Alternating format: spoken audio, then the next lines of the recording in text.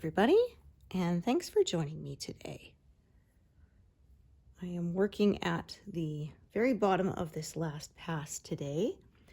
This section should go fairly quickly because there's not very many colors. There's like 4 or 5 of them in this area over several squares, so that should go pretty quickly. This last one is not 10, as you can see. It's not totally square, it's 8. Because it was 558 stitches high. And I'm right at the end. Alrighty. Oh dear, pardon me. Oh, I'm really not that tired. I don't know why I'm yawning already, but there you go.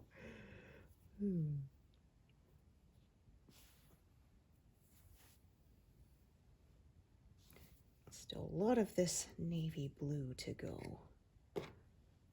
You can see still over 3,000 stitches left of it. It's a very commonly used color, especially in these shadowy bits here.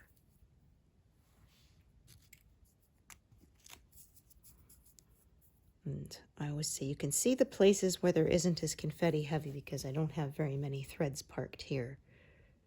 It's pretty bare. Just kind of looking ahead. I will probably come out to here and sort of do that flower shape, these bumps along the bottom of the flowers. So I'm going to do some of that and then go back to the top and work my way down. I might just kind of curve this out too, since it will still be connected to what is currently there. I will probably alternate I do sort of one big strand of a big block of color and then do some of the smaller ones along the edges and switch back and forth. And that, oh goodness, sewed right through my bandage there. I smacked my thumb in a drawer and it looks pretty gross. So I covered it up with a bandage. That's me, an old klutz.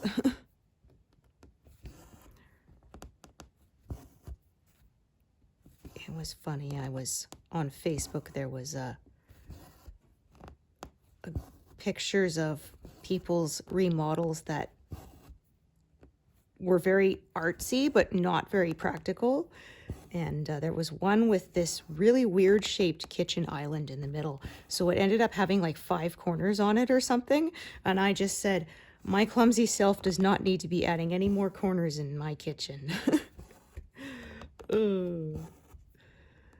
When I wanted more counter space, I actually had my husband build me a big counter extension, which was really nice. So we have an open kind of, the kitchen and dining area is all in one big space. And we used to have the kitchen table going one way. We turned it the other way so we could extend the counter along the wall and make it almost twice as long, which is really nice. I end up with more storage space underneath, and especially when I'm doing my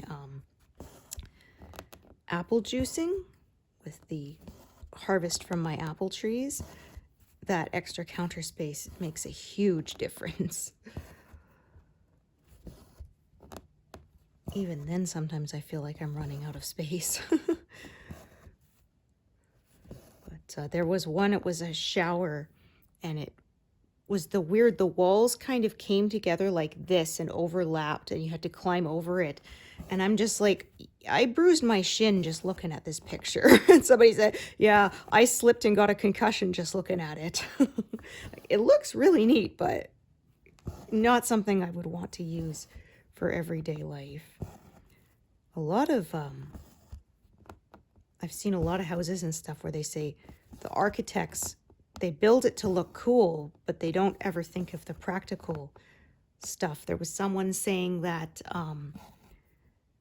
there was a house they used to clean because they worked as a cleaning service, and it was really not good because one wall was basically a big window, and then there was sort of a little gap on the edges about 3 or 4 inches from the wall, and they said that all the moisture would collect between the two and it would get moldy. Ugh. And you do not want mold in your house. Breathing that in is not good for you, can cause all sorts of illness and respiratory problems. And plus, if it's moldy and wet, it's going to start rotting too and cause damage. And you do not want water damage. There was someone saying they lived in a place that had the central vacuuming. And the way it was set up with where the plug of the vacuum was and the way the door was, they said basically it was not possible to get the hose behind the bedroom door, because basically the door had to be open all the way to get it in. And then that meant you couldn't open the door and have the vacuum cleaner hose plugged in at the same time. So like I said, you couldn't vacuum behind the door. And I mean, you know, dust is all gonna collect there, and that's not good. Ooh. I said, my big concern with stuff is always how easy it is to clean it. We had to replace our fridge in, I think, 2020. It died. And we were shopping, and I said, get one with a smooth finish, because the old fridge had this like decorative crackle pattern across it, but that just means tons of ridges, like a fingerprint almost, and it's so hard to clean. I said, I want something smooth you can just wipe down easily. Oh, we replaced our windows actually in 2020 as well.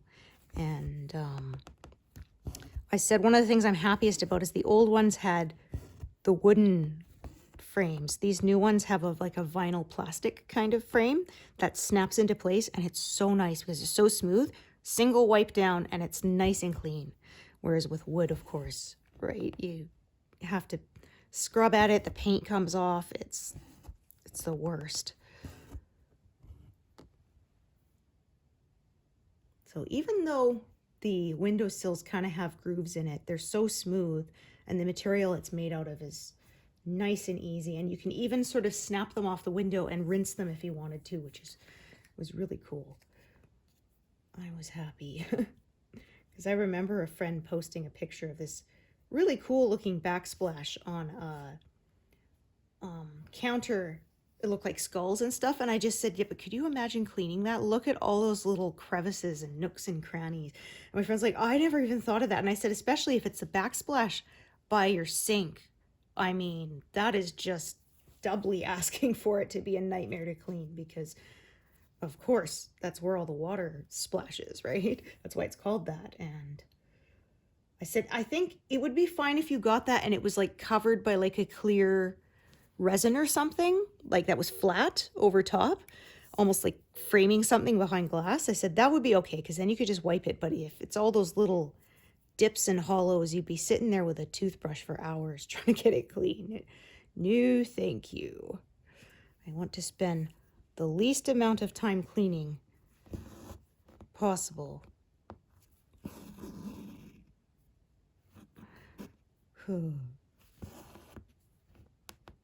Yeah, it is another warm one today. Don't know if we're going to have any cold snaps this year anymore for this winter. We'll see. Because the forecast for the next 2 weeks is not bad. Even the coldest days are about minus 17 Celsius, which is not too bad if you're used to it. I mean, I say that, but when I grew up on Vancouver Island, we were complaining about if it was -6, and now I'll look at the thing and say, oh, it's only -20. I don't even need my coat to take the garbage out. Although there is a difference, because like I said, I grew up on Vancouver Island for most of my childhood, and the humidity does make it feel colder. When it's dry cold, it is not quite as bad. Except for when the wind picks up, sometimes it can really feel like it's cutting right through you. Ooh. And the heater in my car, I think, is going. My husband says he's going to look and make sure that the actual like valve is properly open, because I said it does warm up, but it takes a really long time now.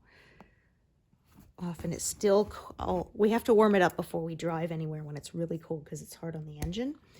And even with the heater running, it can still be quite cold in there, and only be really warm by the time I get to work in about a 10-minute drive, 15-minute drive.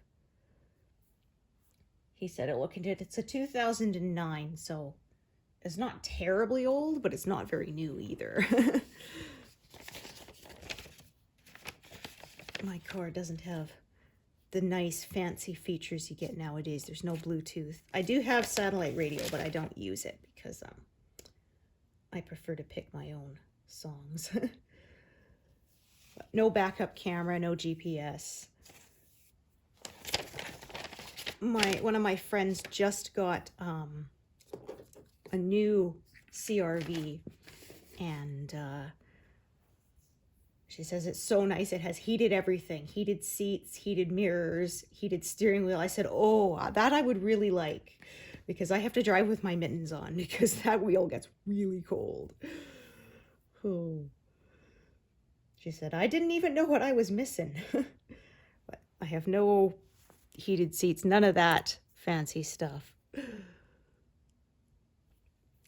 She says, and the sound system's really good. I said, I think Honda comes standard with the Bose sound system, and they're really good.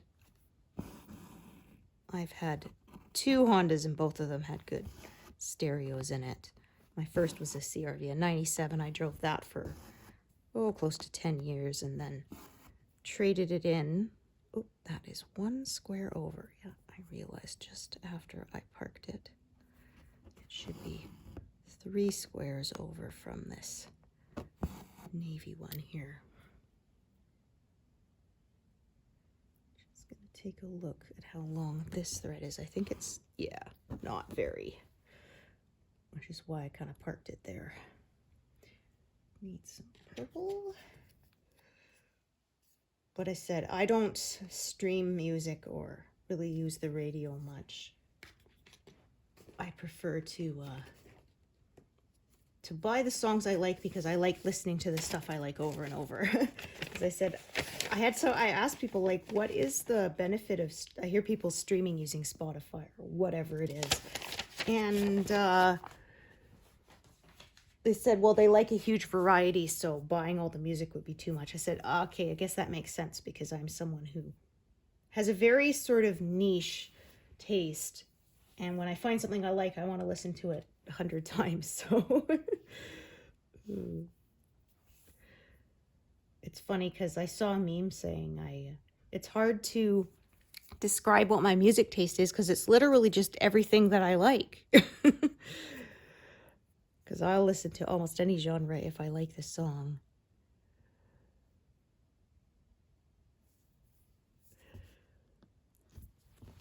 I mean, I guess the wrap up at the end of the year is kind of cool. People will have, it will tell you what you listen to most, and I have that similar kind of thing with my Goodreads, and Storygraph will give you a year-end wrap-up of your reading and how many pages you read and how much fiction versus nonfiction and all that good stuff. There's even one that will show sort of the mood of the books you read and give you a graph, which I thought was pretty neat.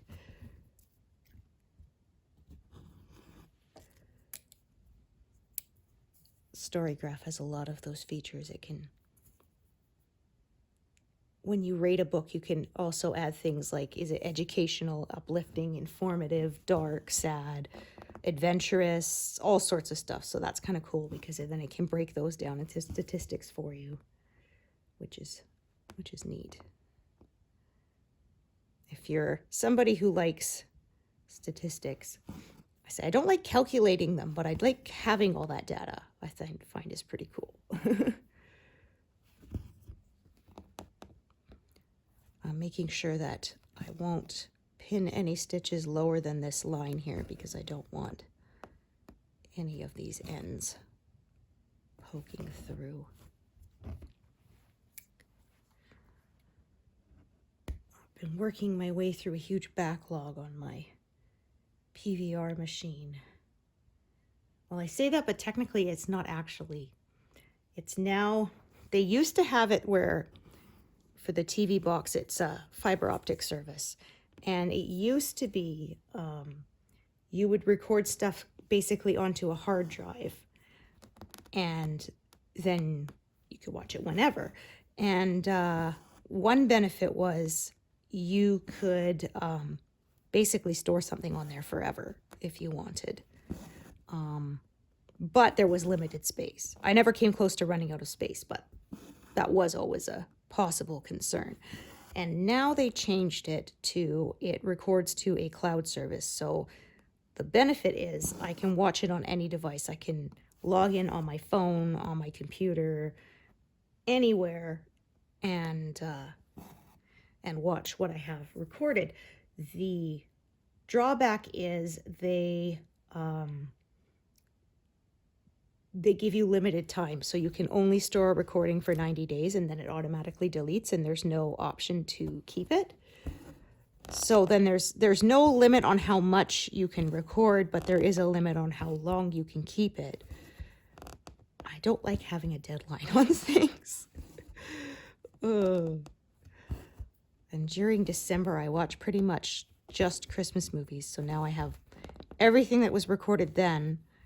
I have to watch it before it expires. Got quite a lot of stuff that I'm working through. Currently, one of the ones I'm watching is the new All Creatures Great and Small, which was based on the writings of James Herriot, who was a vet in England in the beginning of the 1900s and through World War II, and I've been quite enjoying that. We watched the original TV adaptation when I was a kid. Was done in the 70s, early 80s, I think, late 70s, early 80s, and that was a show we would watch as a family when I was a kid, and so I have fond memories of that. And I've been quite enjoying the remake too.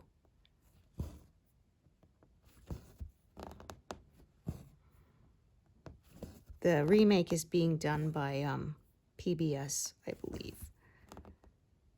And they've been showing it on CBC, so I've been watching that. I was watching the original a couple of years ago, but it was on Vision, and Vision TV is very unreliable for finishing series. It's very annoying. It took like the whole series Endeavor, which is a prequel to Inspector Morse. It's when he was still a detective or detective sergeant or something. So before he became a full inspector. And it was made early 2000s, I believe. And so I started watching it on Vision, but it was very annoying because they would say they were starting the show and they'd start it in like season 3 and show season 3, season 4. Then they'd jump back to season 1, then jump to season 5, then go back to 1, 2, 3, and then go back to 1. Oh, I don't know who is in charge of the program, but they do that with multiple shows, and it's really irritating. Even though the whole run of Endeavor was like, I think 60 episodes in total, it took me years to see it because they kept jumping around like that. And instead of showing it from episode 1, season 1, and straight through to the end, like, a normal person would. Oh, it was so frustrating. And now I'm watching the original Inspector Morse, which was made in the 90s. My parents used to watch it when I was a kid, so I've been watching that and Lewis, which is the sequel. Lewis was Detective Morse's, I guess, assistant, you'd say, or partner, but he was lower rank. And then it takes place after Inspector Morse has passed on. And then it's Detective Lewis, and now he's sort of in the boss spot, and he has a partner who's lower ranked than him. Vision TV has been showing those, and so far,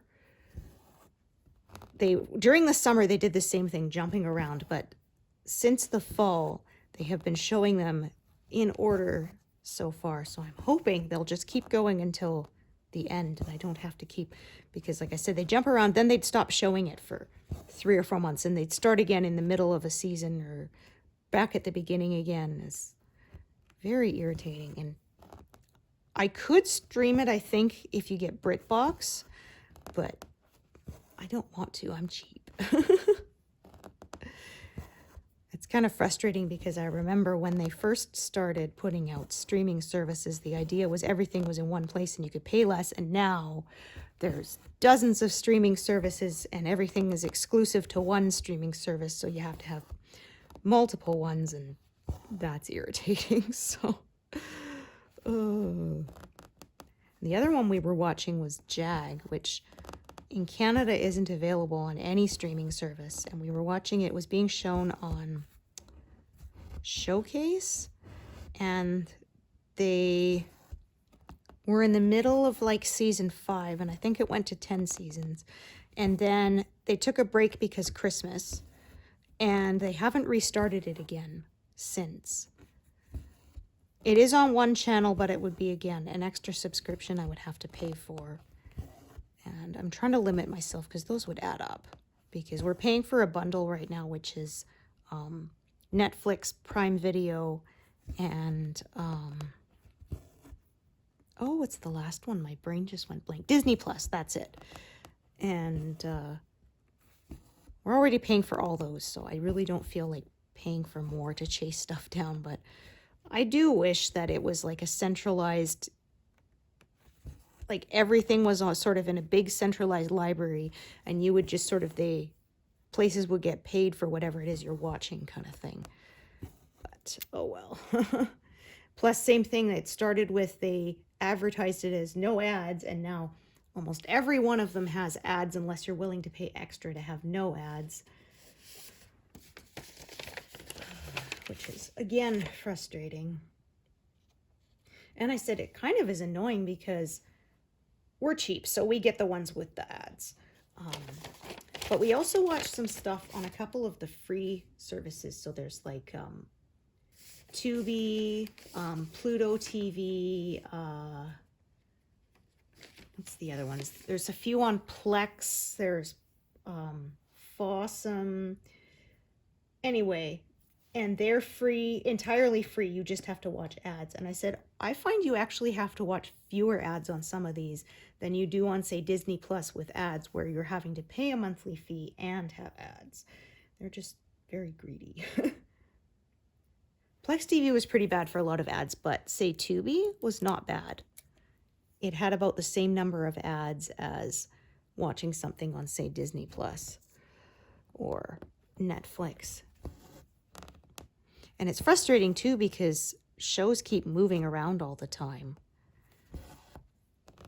So I'll have something on my list to watch, and we finally got Netflix, and I went to look for it and discovered, oh, it moved from there. It's now somewhere else. Darn it.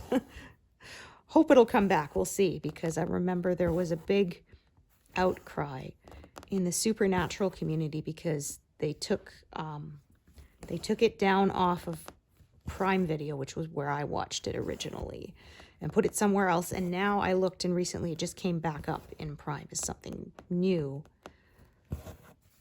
And I actually bought it on DVD because things I really like and I know I'm going to watch more than once, I get them on DVD. Plus, a lot of them have the behind-the-scenes stuff on the DVD, which I do enjoy. The only thing I complained about was the first season, they did not bother to put the English captions in. So it has it for other languages, but not English. And the rest of the seasons do, but not that. And I said, okay, I'm lucky. My hearing is good enough that I don't need them. I just prefer it because I have an auditory processing lag disorder, and it helps. And I said, I think some doofus thought, I don't need to put English captions in because it's already in English, not considering that some people are hard of hearing and need the captions. And I had someone say, oh, it must be a knockoff. I said, I don't think it is, because it's a huge box set that came with all the behind-the-scenes stuff. I have bought knockoffs before, and I don't think that's what this is. Very frustrating. Although, if I recall correctly, there were captions when I watched it on streaming, but I mean, maybe that was an automatic captioning put on by the streaming service. I don't know. Or not. Anyway, got lots of shows to watch, but eventually I'm going to rewatch that one, and my husband said he'll watch it with me. He wasn't interested the first time I watched it, but then he's heard me talk about it a lot, and he has some coworkers who really like it. So he said he will watch it with me the next time I watch it. And I said it was one of those, nobody told me how funny that show could be. Oh my gosh. I think he kind of got interested because one time he was on a Zoom call in another room and I was watching it and I was just dying laughing. It was a really funny one. I think it was the one Mystery Spot where it's like Groundhog Day and they live the same day over and over, and every time Dean dies in a different way.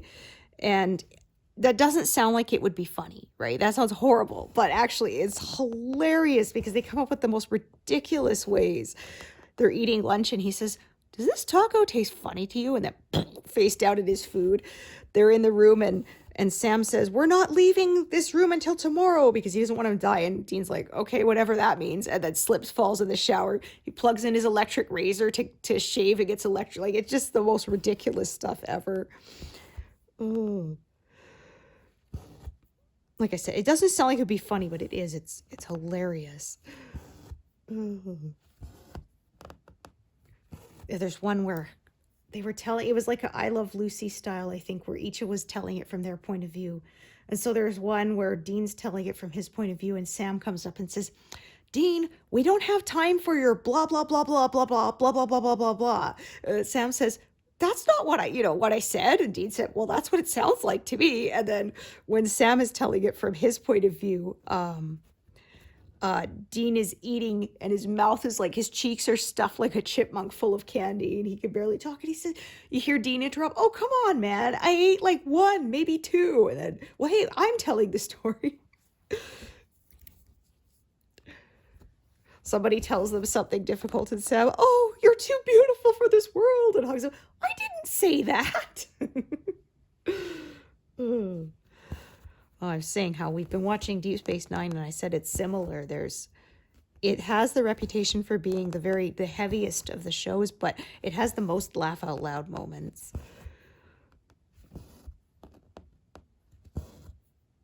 Oh, we just watched Hard Time, which was one where O'Brien got sentenced to 20 years in prison, and it's done in like a compressed mind simulation, and then he has PTSD from it, obviously. Oh man, that was such a good episode. I bawl every time I watch it without exception. I said it was actually kind of nice to see because I kind of felt a lot of these shows would just sort of gloss over some of this stuff where, like, if a person actually experienced that, they would not just sort of get up next week and be fine. They would have to deal with it. I was kind of glad for finally sort of a more accurate portrayal of what it would be like if somebody goes through some difficult stuff. They don't just shake it off, no problem. They actually need some time to heal and get better. All right. I'm going to do these ones here on this end.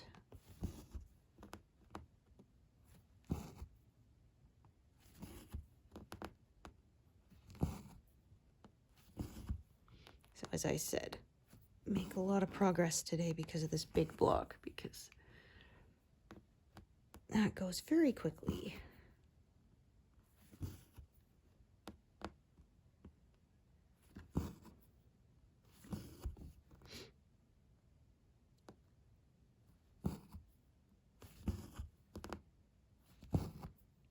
There are a couple of figure skating competitions coming up this month. There's the European Championships and the Four Continents, which is like the non-European Championships, in January. And then February is the Olympics. And then March is the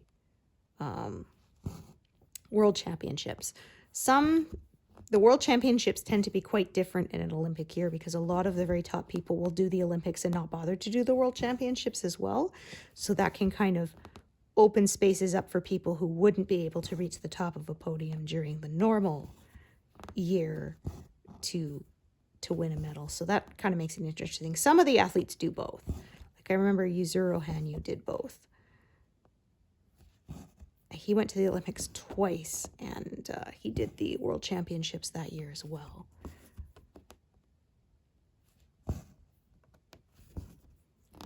Looking forward to that. I had a friend who was kind of confused and said, well, why do they have world championships if they've already had the Olympics? And I said, well, because the world championships are every year. The Olympics are only every 4 years. And if you know, are the defending world champion, a lot of people like to do it so that you can say you've got back-to-back, 2 in a row, 3 in a row, whatever, for the bragging rights. And you already should be in top shape for going to the Olympics. So as long as you keep your practice up for another, you know, few weeks. Alrighty. Well over 100. That went quick. Like I said, not very many colors here, so enables me to make a lot of progress quite quickly, which I like. So this is the flowers here.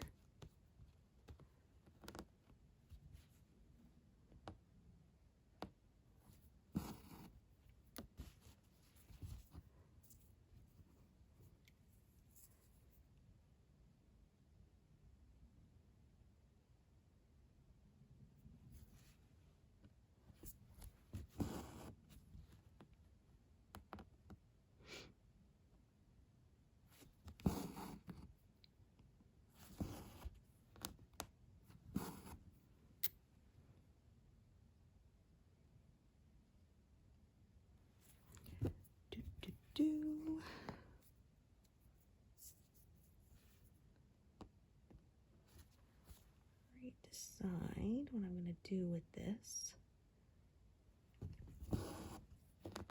Travel down and back up, I think, rather than adding new strands, at least for the moment.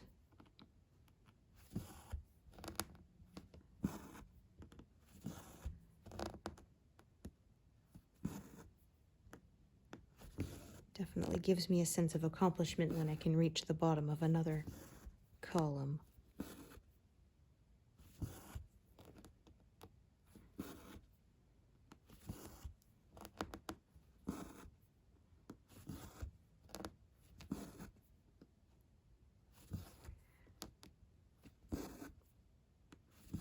Well, I say European Championships coming up, but actually they've held them. I just haven't watched it yet.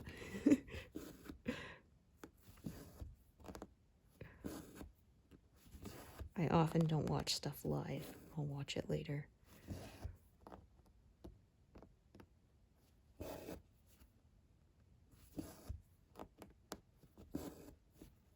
Well, to watch something live will take like 4 hours, and there's a lot of sort of in-between stuff. They'll have each group, they will announce the people, and they come out and they wave to the crowd, and they give a little sort of like quick rundown of their stats, and then they have warm-ups, and then they end it. Like, there's quite a lot of in between the actual competition, and so I'll often wait till it's done and then I'll watch it because I can fast forward, and so like a 4-hour stream will only take me 2 hours to actually watch.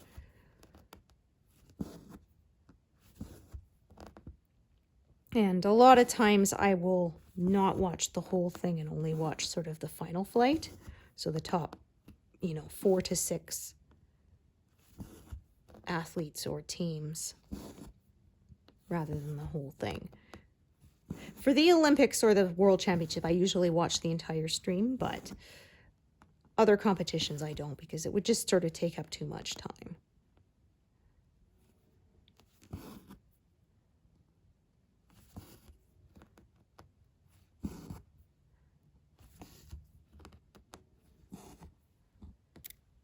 Park that there because that is the closest. And carry this burgundy strand downwards.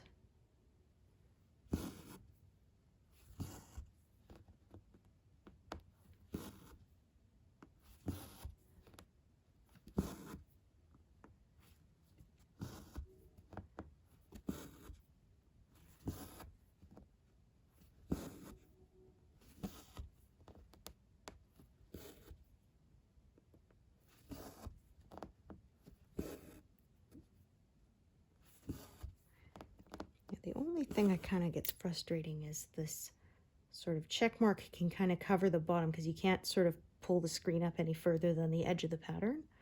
So that can get a little irritating sometimes. Oh, did I? Oh no, I did finish off that strand. Okay, so I think I will start another purple one over there. I think I have a shorter piece for now.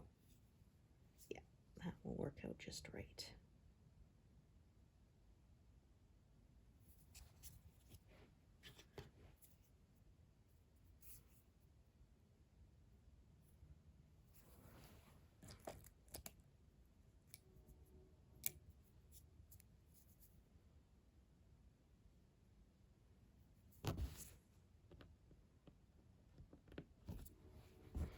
I was saying one of my husband's coworkers likes Supernatural. She's such a big fan. She has the Impala tattooed on her arm. She actually went to one of the conventions in 2025 and paid the highest tickets where you actually get to meet the actors and get your picture taken with them and stuff. So that's pretty cool. I'm not that big of a fan, but I am a fan.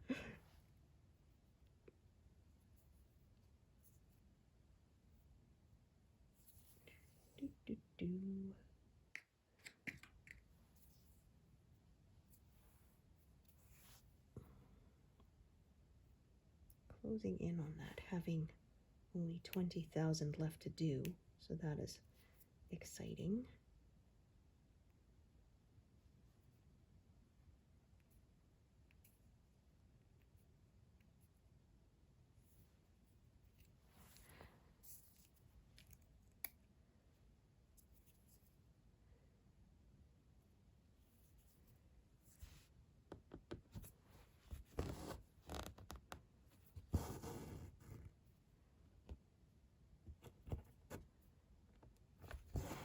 I did my calculations, and over 2025 across all my projects, I did about 150,000 stitches.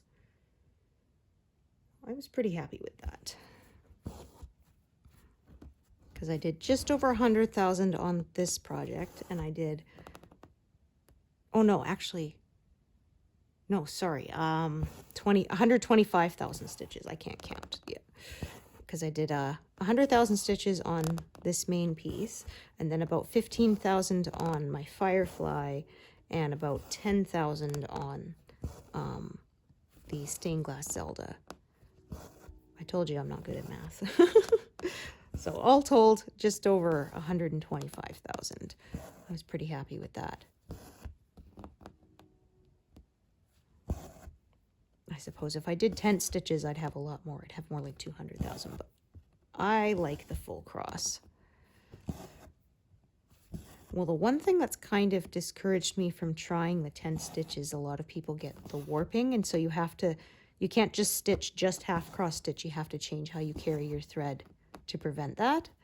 So one of my friends did one in Continental Tent and said, unfortunately, when she took it off the frame, it was like a parallelogram. And she said, thankfully, her framer is very good at their job and was able to pull that straight. But she had to switch to basket weave stitch, which has made it a lot more stable, and it doesn't warp, but it's harder to do. And sort of, I have been stitching full crosses for so long that I think I'm going to stick with it. That's what I like. Also, if I was stitching tent on 14 count, I would probably have to use 4 strands, and that's quite a lot to try to keep lying flat instead of twisting. I do like 2 strands. So there's that too. Yeah, to each their own, right? There's no wrong way. It's whatever it is you're happy with. Yeah, basket weave stitch was originally intended for things that get a lot of wear because it makes a thicker sort of coverage. So for things like cushions and like bags that are going to have stuff put in them and things that, like I said, are going to take more wear.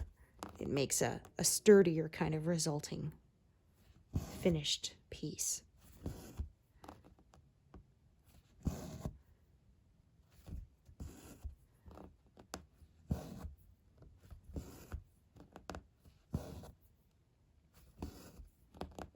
We should sail right past 200 stitches today, I would think.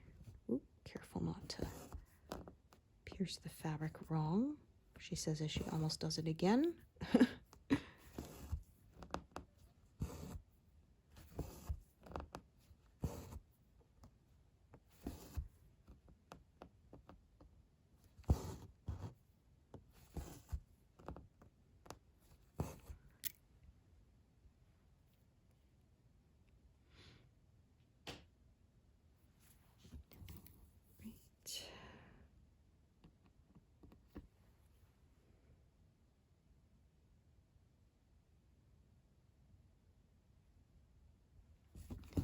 My thread is probably going to run out in the middle of this area of ones that I've just highlighted, but that's okay. Just add another, carry on.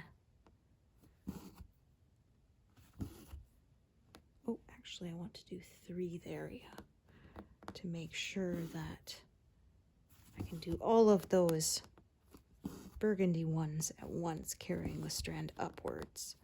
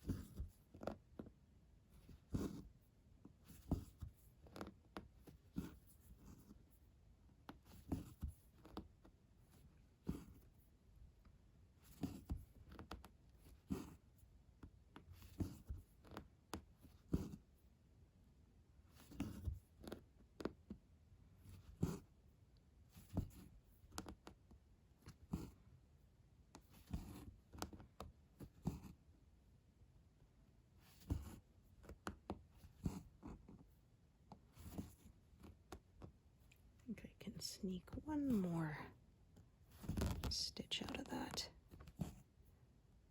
Perfect. So this one I'm gonna draw along the back because we're getting close to that edge there.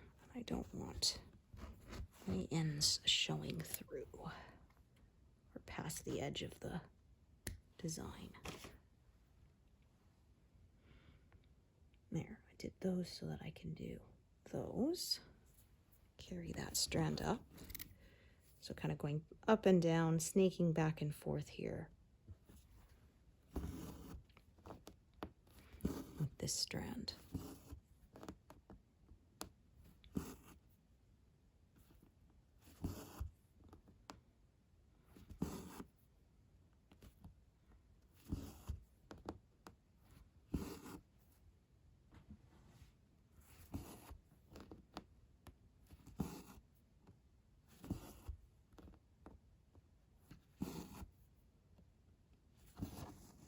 So before I was working across that whole area, and now there's kind of colors in the middle, so I sort of work this area, then work the next area. So I kind of just make the breaks where the colors make sense to do that, is usually what I do. Sometimes I will just sort of break it down the middle just because it feels like too wide of an area to work over. It all depends. But right now the colors are kind of intersecting and making sort of a natural break point for me.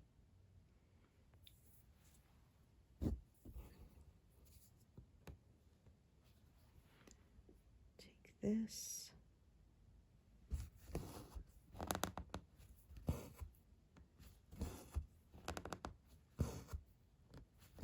My next strand will probably come from the left side and work it outwards.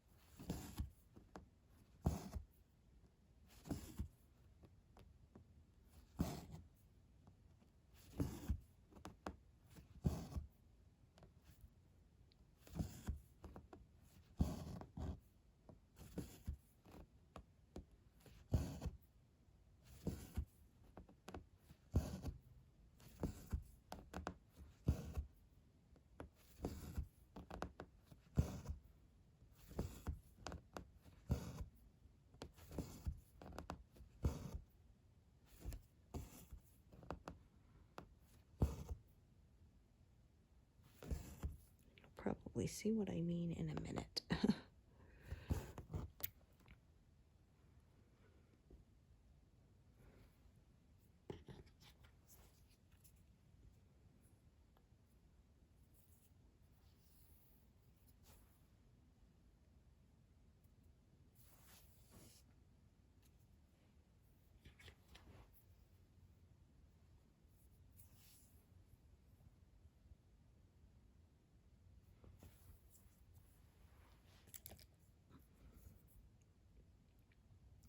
Just over 3,000 stitches for me to get to the 20,000 stitches remaining part.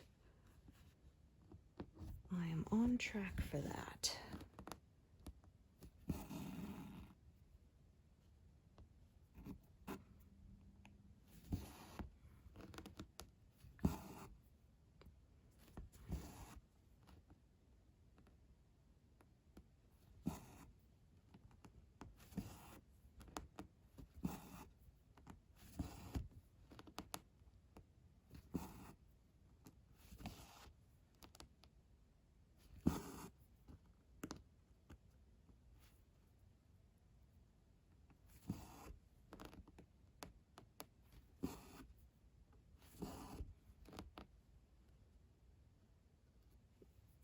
Tiny little lint ball.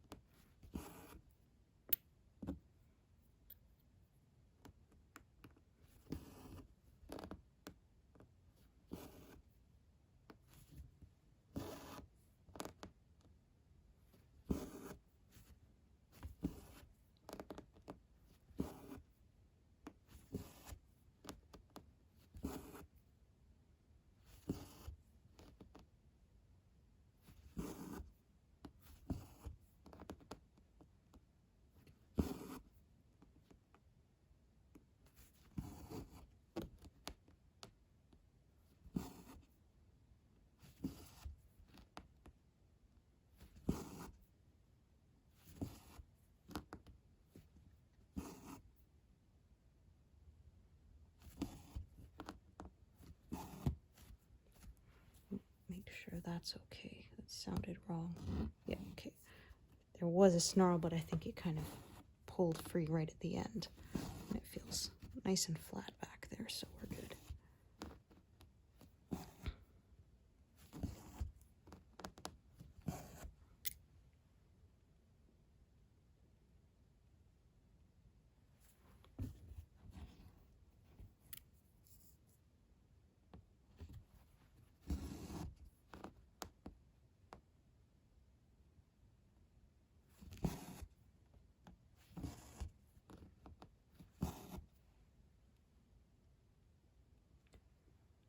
So start a new strand here.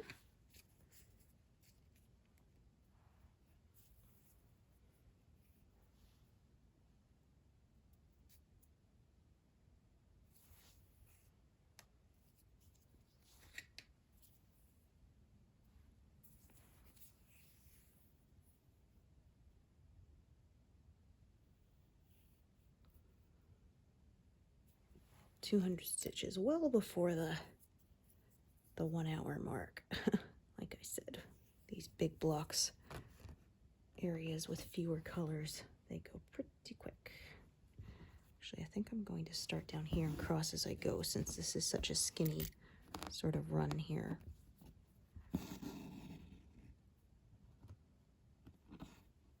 Make sure I don't grab any other strands there.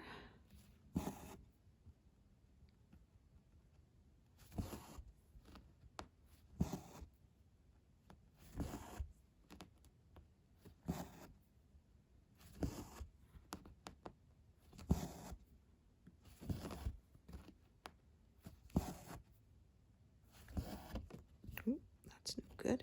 There we go. Try again.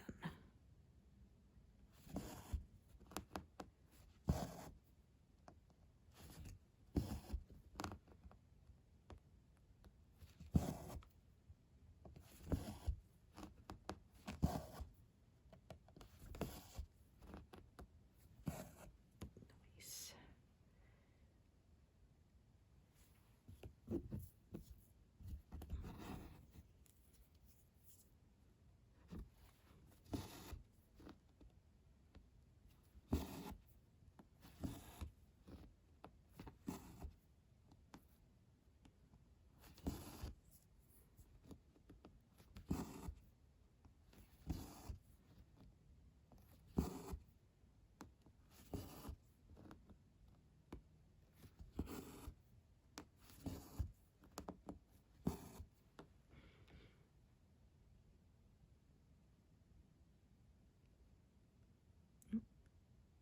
Okay. Oh,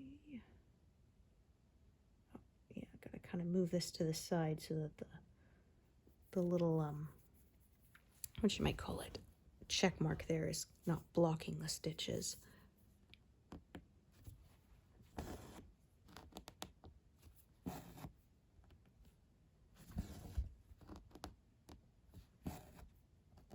That's a very small complaint. I absolutely love Pattern Keeper, and I won't stitch anything without it anymore.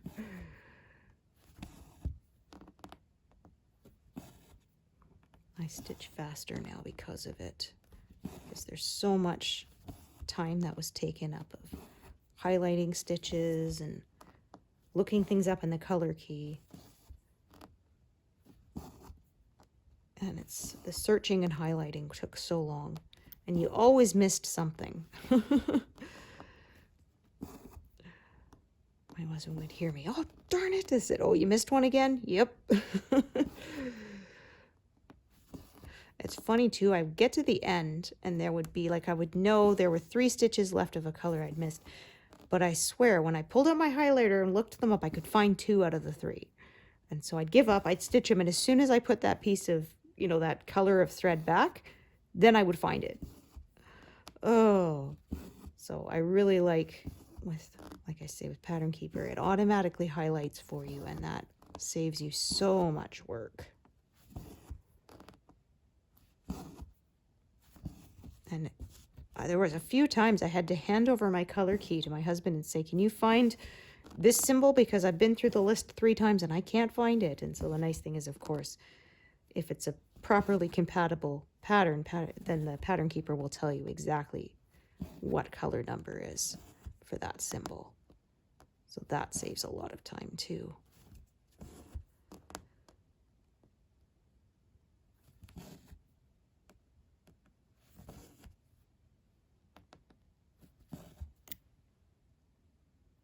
No, there.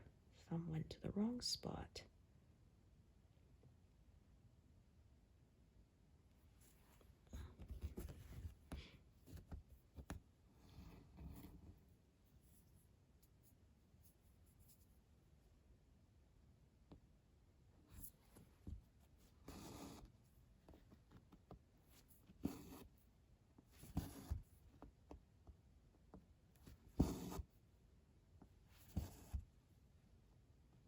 Okay, I think this will be where I take a break. My arms are starting to get tired.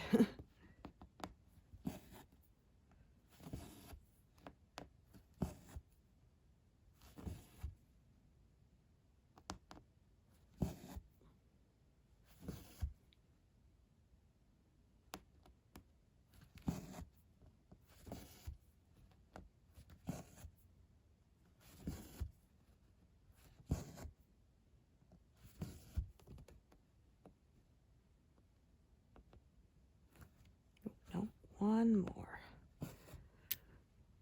Park that correctly. 229. Yeah, happy with that progress. Thank you so much for joining me today, and I hope to see you here next time. Thanks, everyone. Bye.